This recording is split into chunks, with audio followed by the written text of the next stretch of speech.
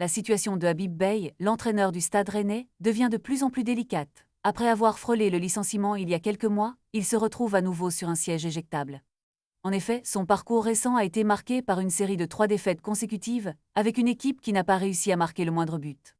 Ces résultats alarmants ajoutent une pression considérable sur ses épaules, alors que des tensions commencent à émerger avec certains joueurs.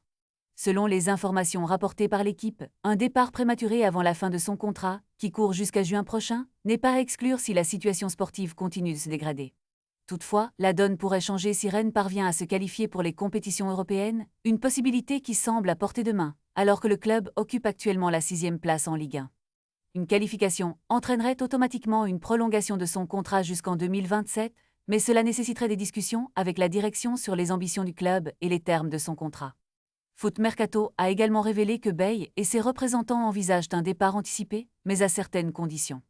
Le technicien de 48 ans souhaite percevoir l'intégralité de son salaire pour cette saison ainsi que celui de la saison suivante, arguant que la position actuelle du club rend possible l'activation de son option de prolongation. La direction rennais est déjà au courant de ces exigences. De plus, Beye estime avoir joué un rôle crucial dans l'émergence et la valorisation de joueurs comme Jérémy Jacquet et Kadé Meïté, qui ont été transférés pour des montants considérables à Liverpool et à Al-Hilal, respectivement. Il réclame donc un pourcentage sur ces transferts, une demande que le club breton ne semble pas prêt à accepter.